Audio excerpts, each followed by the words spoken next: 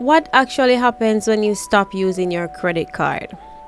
So let's say you finally pay off your credit card bill and you decide that you're not going to be using the card again.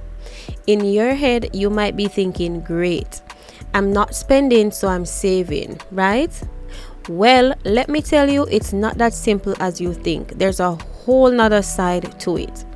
Once you have a credit card and it has been activated, you will be charged an annual fee. And almost all credit cards on the market have an annual fee. This is a charge your credit card company applies to your account just for having the card, whether you use it or not, and the amount can vary from a small sum to a much larger one, especially for those cards with lots of rewards or perks. Now, here's where it gets tricky.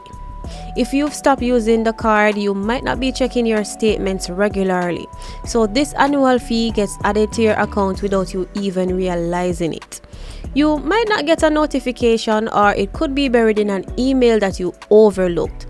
Either way, when that annual fee hits your account and you don't pay it, it becomes a balance.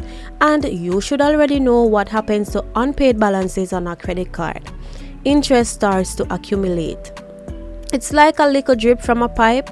At first, you barely notice it, but leave it long enough and it floods the entire place. That small annual fee left unpaid can start to grow into a much larger debt because of the interest charges.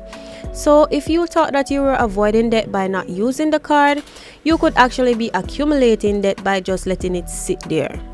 The interest rate on credit cards can be pretty high, so even a small fee can turn into a significant amount over time if you're not paying attention. So if there's one piece of advice I can give, it's this. If you no longer want to use a credit card, it's best to cancel it. Don't just put it away and forget about it. Canceling the card ensures that you won't be hit with unexpected annual fees or any other hidden charges that could accumulate interest. Before you cancel it though, make sure you've paid off any outstanding balance, as the bank won't allow you to cancel a card if the balance hasn't been paid in full.